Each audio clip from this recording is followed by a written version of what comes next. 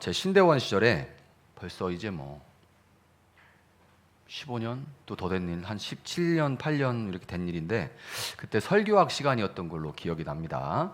교수님이 어떤 교회에서 실제로 있었던 일이다 이러면서 이제 설교학 시간에 한 이야기를 들려주셨는데 어느 주일날에 그 교회의 담임 목사님이 오늘 아까 우리가 읽은 그 오늘 본문으로 아까 읽었죠. 22장 그 본문으로 아브라함을 본받읍시다라는 제목으로 설교를 하셨다고 해요.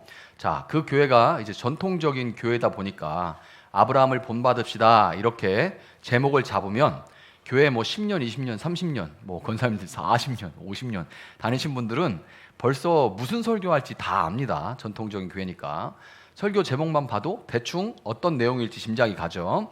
자, 100세에 낳은 독자 이삭까지 바친 아브라함을 본받아서 하나님께 순종하자라는 이런 내용이 될 거고 그 구조도 대략 나오죠. 목사님이 어떻게 설교하실지 구조도 딱 제목 보면 거의 다 나옵니다. 자, 아브라함을 본받읍시다 이렇게 말씀을 하시겠죠. 그 다음에 첫 번째로 아브라함은 독자 이삭을 바치라는 명령에 순종했습니다. 순종이라는 것은 가장 귀한 것을 아낌없이 드리는 것입니다. 여러분 순종하시기를 바랍니다. 이렇게 첫째 하고 둘째는 이렇게 또 하시겠죠. 그 다음에 아브라함은 이삭을 바치는 것에 대해서 아내 사라에게 이야기하지 않았습니다.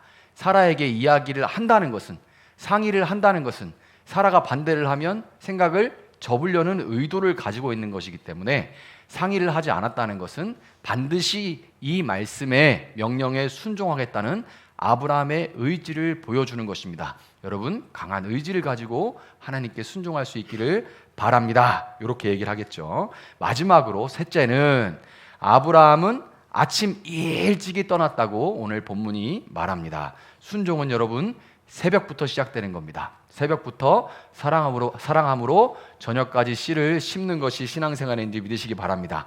여러분 새벽 예배 빠지시면 안 됩니다. 새벽 예배에서 믿음이 솟아나는 겁니다. 아브라함을 이와 같이 아브라함처럼 아브라함을 본받아서 순종하고 그 아브라함이 누린 복을 여러분들 누리시길 바랍니다. 자, 설교 다 했어요. 설교 다 했어요. 저도 이런 설교를 하도 많이 들어서 저도 이제 딱 들으면 제목, 구조 딱 나옵니다. 자, 이렇게 하면 다들 아멘 하고 예배를 잘 마쳤을 거고 보통 이런 설교는 25분에 30분이면 깔끔하게 딱 끝나요. 한 대지에 10분씩 해서 30분이면 딱 끝납니다. 너무너무 좋은 설교죠. 생각만 해도 여러분 행복하죠. 설교가 어때요? 스타일이 조금 구식이어서 이 3대지 설교를 소위 이제 우리 그때 전도사 제 신대원 때 전도사 때는 이 3대지 첫째는 둘째는 셋째는 하는 거를 우리가 삼지창 설교라고 그랬어요. 셋 중에 하나에만 찔리면 된다. 그래서 삼지창 포크로 찔러서 자다가 갑자기 일어나서 세 번째는 들었어. 그래도 되는 거. 그렇게 제 설교는 좀 그렇지가 않죠. 끝까지 집중해서 안 들으면 뭔 소리야? 이렇게 흐름을 잊어버리게 되죠. 그러니까 이건 청년이나 조금 이제 좀 비판력이 있다고 해야 되나요? 그런 좀 분들 젊어서 이렇게 좀 따라올 수 있는 분들한테 하는 설교고 좀 연세가 있으신 분들한테는 이렇게 세 개로 포크로 뽁 찔러드리는 게 좋아요. 첫째는, 둘째는, 셋째는 이렇게 해드려야 됩니다. 제가 그 연세 있는 분들한테 가서도 막 이렇게 설교하면 헷갈려 하셔요. 무슨 소리 하는 거야? 이렇게. 제가 아프리카 있을 때는 정말 단순하게 설교했거든요. 청중에 따라서 그러니까 여러분을 믿고 이렇게 설교를 하고 있는 거예요. 어쨌든 이런 방식은 좀 구식이긴 하지만 틀린 말씀은 하나도 없어요. 자, 예배가 은혜롭게 잘 마쳤을 텐데 그런데 바로 그 다음 주에 사고가 났다고 합니다. 바로 그 다음 주에 사고가 났대요. 그 교회의 부목사님이 설교를 했는데 정확하게 제가 그 교수님이 하신 말씀은 기억은 안 나지만 부목사님이니까 아마도 주일 예배 때는 아니었을 거고 수요일이나 금요일쯤에 설교를 했을 건데 이 동일한 본문을 일부러 딱 뽑아가지고 동일한 본문으로 제목을 뭘로 잡았을 것 같아요? 제목을 뭘로 잡았을 것 같아요? 아브라함 지가 뭔데? 이런 제목을 잡은 거예요. 아까 뭐였어요? 아브라함을 본받읍시다 라는 설교 제목으로 담임 목사님이 그 전주에 주일 대예배에 설교를 했는데 그 다음 주 수요일이나 금요일 날 부목사님이 아브라함 지가 뭔데 라는 제목으로 똑같은 본문으로 설교를 한 거예요. 하나님이 다 하셨지 아브라함 지가 한 게 뭐냐라는 그런 내용인 거예요. 하나님이 다 하셨지 아브라함 지가 한 게 뭐냐. 자, 당연히 난리가 났겠죠. 자, 오래전 일이기는 하지만 그 일로 교회가 담임 목사가 옳다, 부목사가 옳다 해서 결국 둘로 갈라지는 그런 결과를 낳았다고 합니다. 교계에서는 당시에 조금 알려진 일이었다고 해요.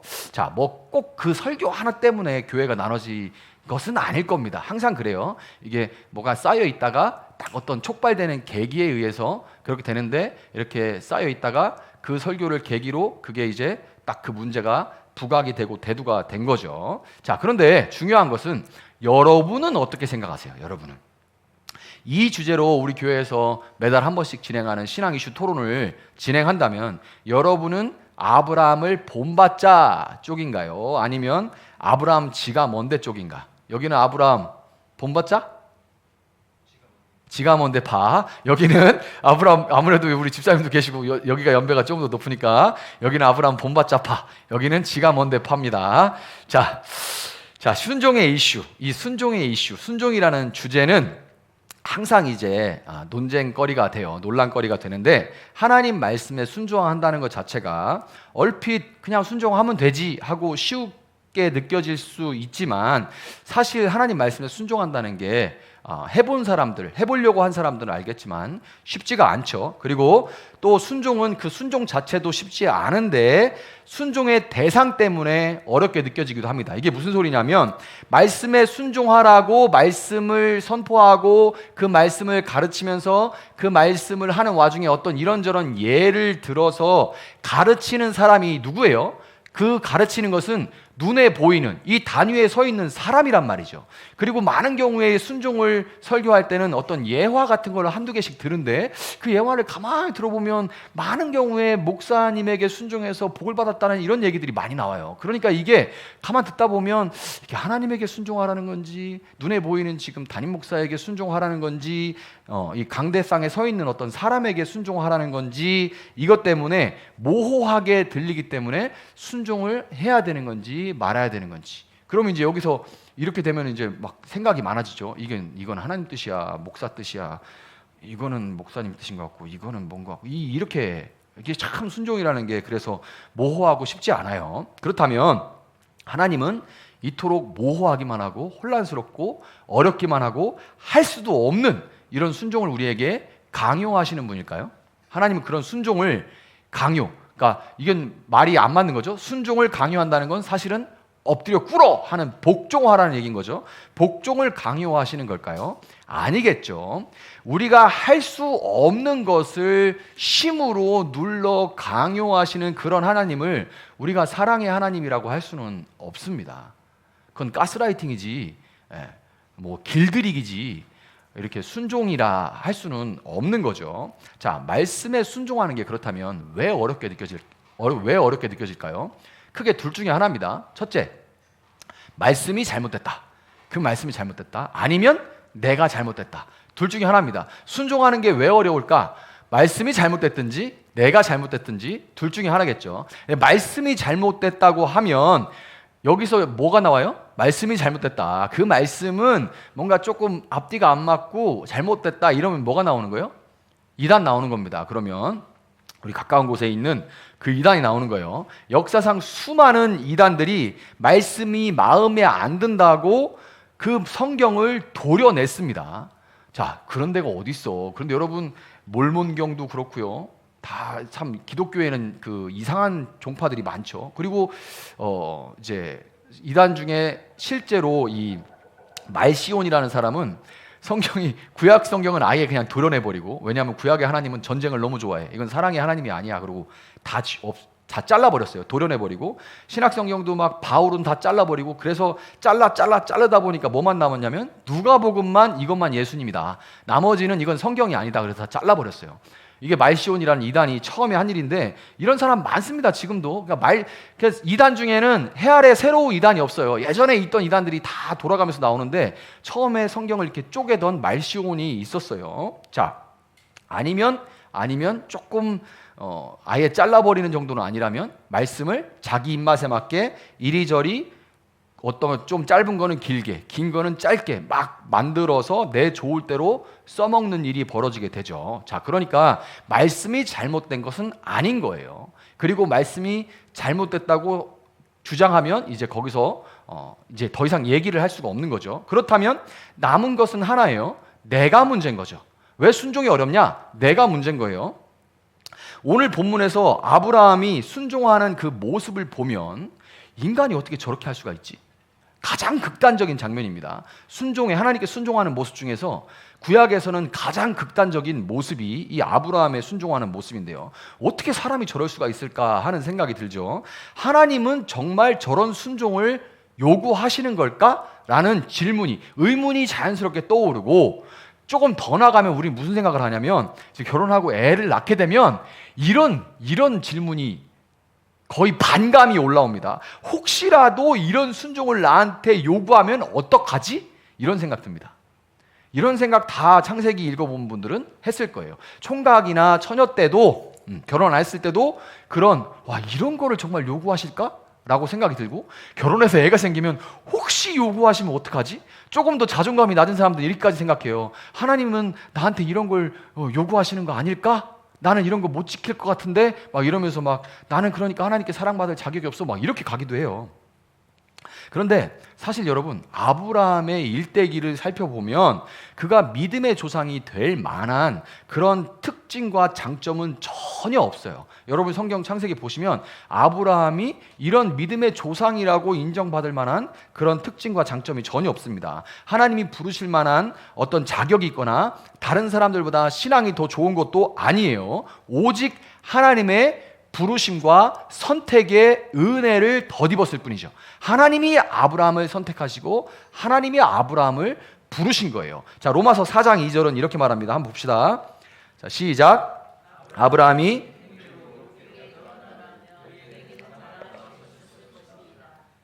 하나님 앞에서는 자랑할 것이 없습니다. 그 다음 절도 마찬가지예요. 이어서 한번 읽어봅시다.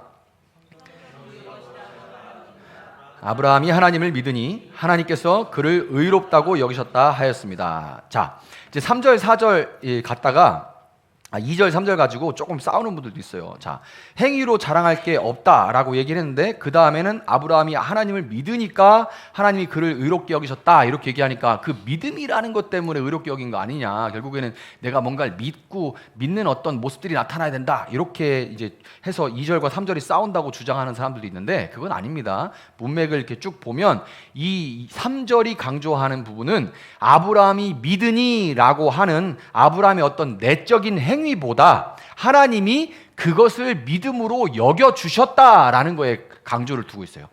아브라함이 하나님을 믿으니 우리는 여기에 어떻게 하면 이게 믿음을 어떻게 보여줄까 이러는데 그 구절의 강조점은 그것을 믿음으로 여겨주신 하나님께 있는 거예요. 자, 그러니까 무슨 얘기예요? 믿음조차 어떤 행위와 공로가 될 수 없고, 내가 믿음을 강조해서 믿음으로 구원받았다 그러면 결국에는 참 저 사람 믿음 좋아, 정말 저런 구원받을 만한 믿음이야, 저거는 상 받을 믿음이야, 이러면 진짜 끝도 없어요. 그러면 이제 믿음 경쟁이 일어나게 됩니다. 누가 크냐 이 제자들이 한 거 똑같아요. 예수님께 얼마나 지극정성을 보였고 그 눈에 들만한 일을 했느냐, 이런 싸움으로 나가게 돼요. 직분 싸움으로 나가게 되고 공로주의로 나가게 되고 나중에 아주 시끄럽게 되는 게 여기서 이렇게 나오는 겁니다. 그러니까 우리가 분명히 기억해야 될 건 뭐예요? 믿음조차 어떤 행위와 공로가 될 수가 없고 모든 것이 하나님으로 말미암았다라는 얘기를 지금 로마서에서 하고 있는 거예요. 아브라함이 성경에 처음 등장하는 것은 창세기 11장 후반에서 처음 등장합니다. 노아의 아들 중에 셈의 자손들 중에서 아브라함을 하나님이 선택하신 이유, 그 특별한 이유, 이래서 택했다 이런 건 하나도 없어요. 성경에 기록이 없고 나이 75세의 아브라함에게 하나님이 나타나셨지만 아브라함이 그 나타나신 하나님을 우리가 생각하는 어떤 그런 믿음으로 믿었다라는 증거는 없어요. 그러면 이렇게 생각할 수 있죠. 너는 본토 친척 아비 집을 떠나 내가 내게 보여주는 그 땅으로 가라. 그 말씀에 따라서 아브라함이 가나안 땅으로 건너왔잖아요. 그게 믿음 아니면 뭡니까? 라고 말할 수 있지만 여러분이 한번 어느 날 꿈속에서 수십 년째 내가 너한테 보여주는 거 가라 가라 이런 소리들이 막 들려. 그럼 갈 것 같아요? 안 갈 것 같아요? 엄청난 믿음이 있지 않아도 그렇게 막 그리고 내가 안 가고 그냥 여기 주저앉아서 있어. 하란 땅에 주저앉아 있어. 그러니까 아버지도 돌아가시고 갈 때도 이게 이제 갑자기 뿌리도 끊기고 그래서 그냥 또 가라 가라 하는 어떤 부담도 계속 생기고 그래서 간 거예요.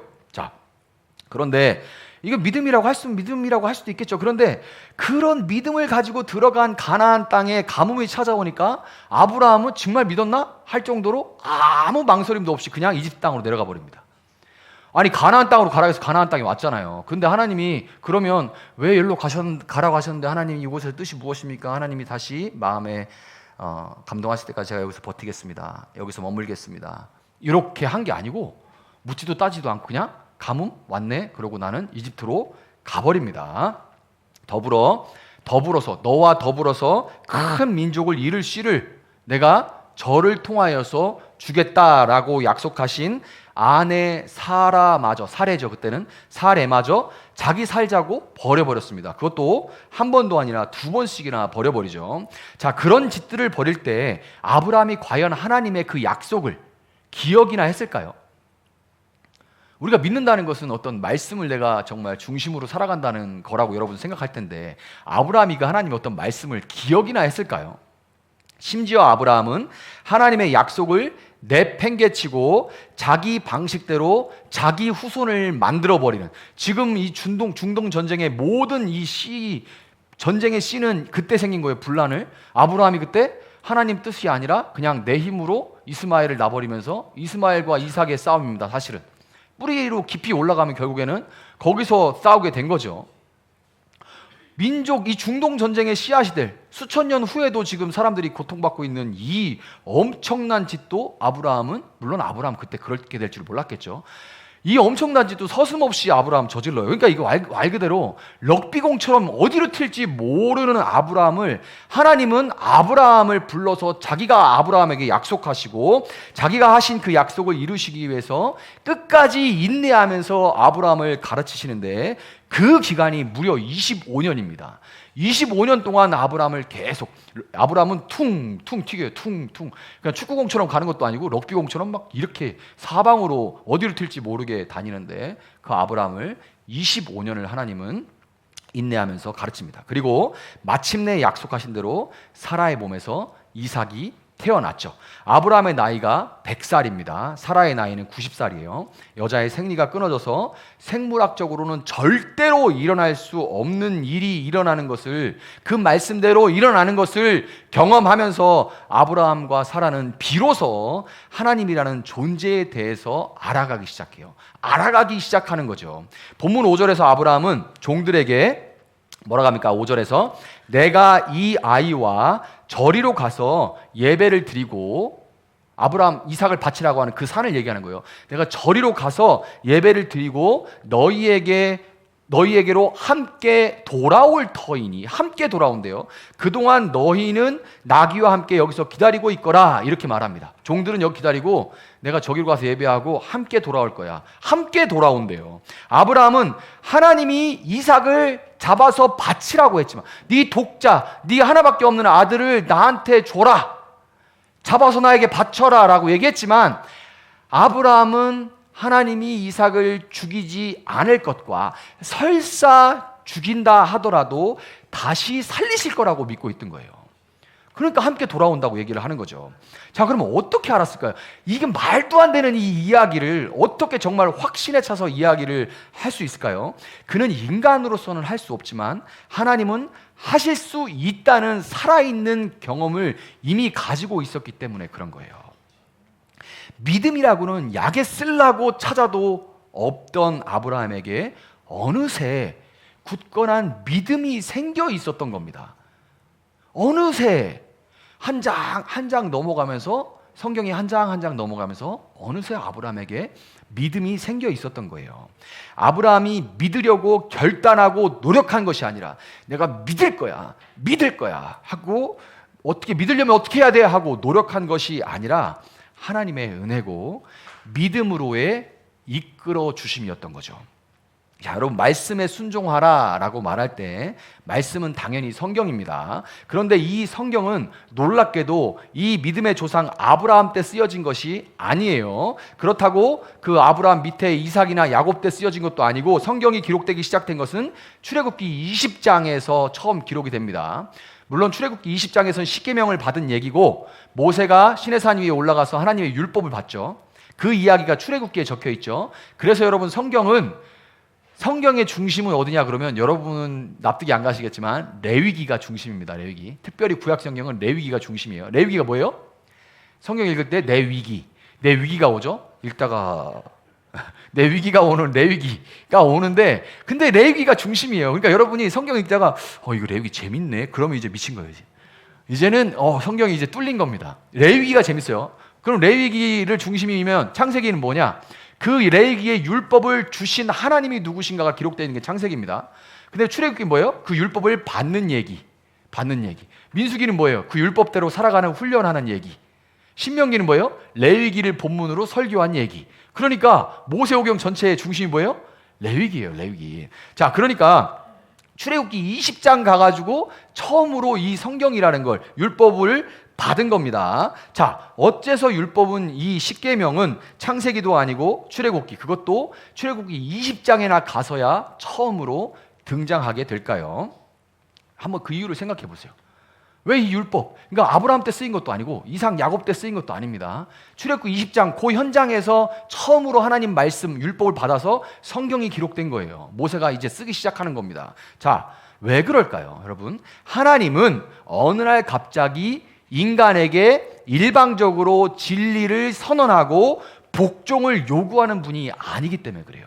하나님은 어느 날 갑자기 일방적으로 인간에게 진리를 선언하고 복종해라, 꿇어서 이거대로 해라고 이렇게 압박하시는 그런 분이 아니기 때문에 그래요. 하나님은 인격이십니다. 하나님이 인격이시라는 말은 그분이 자유롭고 책임을 지는 존재로서 인간과 관계를 맺는 분이라는 말이고, 동시에 그분은 신적인 위엄과 권위로 명령하는 분이 아니라 개인적이고 공동체적인 인간의 역사에 선하고 신실하게 개입하셔서 우리 개인적인 인간의 우리 인생에도 선하고 신실하게 개입하시고 우리의 시간 속에도 신실하게 개입하셔서 인간에게 사랑을 확인받으시고 순종을 기대하시는 분이라는 거예요.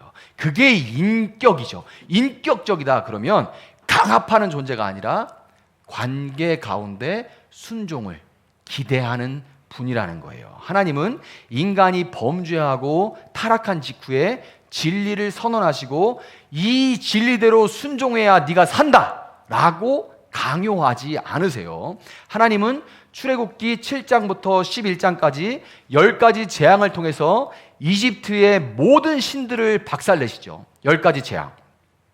10가지 재앙이 의미하는 것이 하나하나 다 이집트의 신들입니다. 흑암의 심판은 이집트의 태양신 라를 하나님께서 까버린 거예요. 이집트 사람들은 태양신 라가 제일 큽니다. 그리고 생명의 신 푸타 이런 게 제일 커요. 그런데 어떻게 해요? 그걸 하나님께서 그냥 다 첫 장자를 가져가 버리시면 이집트의 신인 푸타를 하나님께서 우습게 깔아버리시는 거고, 흑암 그건 그냥 니네가 믿는 거 아무것도 아니야, 나밖에 없어, 어둡게 만들고 생명 첫째 거 가져가 버리고 메뚜기 신, 뭐 풍뎅이 신, 의술의 신 이런 거 다 하나님께서 하나하나 박살을 내버리십니다. 그리고 당시 세계 최강이었던 이집트의 전차 부대를 하나님은 홍해에 수장시켜 버리셨죠. 하나님은 광야에 들어온 이스라엘이 목이 마르다고 하니까 쓴물을 달게 만들어 주셨고, 배가 고프다고 하니까 뭘 줘요? 만나를 주시고, 고기를 먹고 싶다고 하니까 메추라기를 내려주셨습니다. 그리고 그 가운데서 내려주신 것이 십계명, 곧 율법이에요. 이 와중에 율법이 시작된 거예요. 이 와중에 첫 번째 계명이 뭡니까? 너는 나 외에 다른 신을 네 앞에 두지 못한다. 그러니까 다른 신을 섬기지 못한다. 오직 나밖에 없다. 이렇게 하나님이 처음으로 법을, 헌법과 같은 이 십계명의 첫 번째로 딱 못 받은 게 너는 나 외에 다른 어떤 신도 섬기지 못한다라고 말씀을 하셨는데, 여러분 한번 생각해 보세요. 이집트의 모든 그 당시 이집트의 세계 최강인데, 세계 최강인 국가에서 섬기는 가장 큰 신 10개, 작은 잔잔한 잔잔바리는 두고 가장 큰 신 10개, 국가신 10개를 완전히 박살 내버리고 난 다음에 그 신들이 처참하게 격파되는 걸 보고 난 다음에 이 계명을 들었을 이스라엘 한번 생각해 보세요. 이들이 들었을 때는 이 10신이 완전히 박살이 나고 난 다음에 들은 겁니다. 그리고 그 이집트의 전차들이 홍해에 완전히 수장된 거를 보고 나서 너는 내 외에 다른 신을 절대로 섬기지 못한다 라고 말하시면 이 계명이 지키기 쉬워요? 아니면 어려워요? 한번 생각해 보세요, 여러분. 이게 지키기 쉬워요, 어려워요?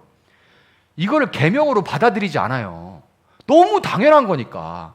너무 당연해. 지금 내 눈앞에서 이 가장 큰 신 10개가 박살이 났는데 아니 나만 섬겨? 당연하죠. 당연한 거죠. 여러분 안식일은 어때요? 안식일? 400년 동안 이집트에서 노예 생활을 했는데 노예들이 과연 안식일이 있을까요? 노예들에게 워라벨이 있습니까? 어제 삽질 안 하고 너무 힘들었어요. 오늘은 하루 쉬게 해주세요. 아니 사람이 3교대는 해야죠. 3교대도 힘들어요. 하루는 쉬게 해주세요. 뭐 이렇게 따지는 게 있어요? 워라벨이 있습니까? 노동부가 있습니까? 없어요. 그러니까 이런 안식일이 아예 없는 노예들에게 안식일을 거룩하게 지켜라 라고 얘기를 하면 이 계명이 과연 속박이었을까요? 아니면 하나님 감사합니다. 쉬면서 너무 좋아. 감사합니다 했을까요? 안식일을 거룩하게 지켜라 하면 당연히 하나님 땡큐죠. 여러분 이처럼 율법은 하나님의 백성 편에서 보면 어려운 것이 아니었어요. 하나님을 모르는 사람에게 수많은 우상들 속에서 하나님만을 섬기라 그러면 그거는 참 복잡한 일이지만 하나님의 백성인 이스라엘에게는 너무나 쉬운 일이었고 그냥 한마디로 예 하면 되는 일이 되는 겁니다. 순종이라는 것이 75세가 된 아브라함에게는 큰 고민이고 어려움일 수 있지만 100세가 넘어간 그 25년 동안 하나님을 경험한 하나님이 하나하나 가르쳐 주신 하나님이 믿을 수밖에 없도록 해주신 아브라함에게는 당연한 것이었고 하나님을 모르던 모세에게는 가당치 않은 일일을 모르지만 홍해를 건넌 모세에게는 너무나 하나님께 순종하는 것이 당연한 일이었던 거예요. 순종을 요구하기 전에 순종해라, 복종해라, 이렇게 해라, 저렇게 해라 하기 전에 하나님의 말씀을 정확하게 알고 그 하나님을 만나고 경험하고 알아가게 되면 하나님의 말씀은 짐이 아니라 곧 은혜라는 것을 분명히 알 수밖에 없게 된다는 것을 여러분 기억하시기 바랍니다. 여러분 순종이라는 것은 괜히 복종이 아니라 순종이라는 말을 쓴 게 아니에요. 순종은 내가 나를 막 다른 불교나 이런 종교들처럼 막 내가 나를 막 고행이나 뭘 통해서 나를 포기하고 하나님을 선택해서 나를 막 포기하고 나를 죽이고 막 나를 뭐 어떤 고행을 통해서 나를 포기하고 하나님을 선택해서 하는 것이 아니에요. 하나님이 나에게 순종할 수 있도록 도와주시고 이끌어 주시고 알게 하셔서 순종이 우리에게 진정으로 새롭고 산 길이라는 것을 경험하게 하시는 겁니다. 하나님이 하시는 그 일을 내가 길을 쓰고 하나님 없이 하려고 하다 보니까 또 누군가에게 나도 지지 못하는 짐을 막 누군가에게 막 지게 막 만드니까 수고하고 무거운 짐진 자들이 너무너무 많은 거예요. 목사님, 예수 믿는 건 너무 좋고 편했는데 막상 교회에 들어오고 나니까 너무 수고롭고 짐이 많아요.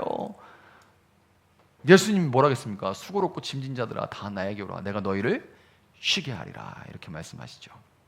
그런데 그 예수님 없이 하나님 없이 내가 그분이 하실 일까지 내가 하려고 길을 쓰다 보니까 포기하고 지치게 되는 겁니다.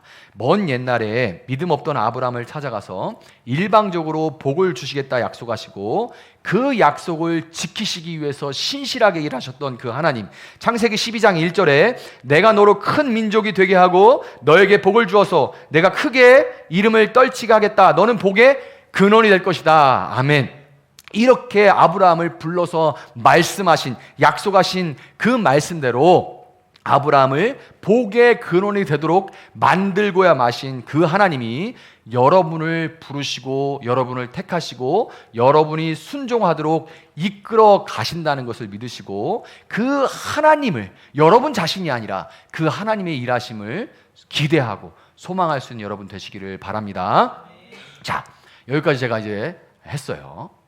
그런데 지금까지 이렇게 듣다 보면 자연스럽게 아브라함 지가 뭔데가 맞는 게 된 거죠. 아브라함 지가 뭔데파가 압도적으로 지금 승리를 하고 있죠. 자, 그러면 아브라함을 본받읍시다라는 다 틀렸냐? 그 교회는 쪼개질만 했다, 이렇게 말할 수 있을까요? 자, 이 구절들 한번 봅시다. 히브리서 6장 12절입니다. 자, 같이 읽어봅시다. 시작.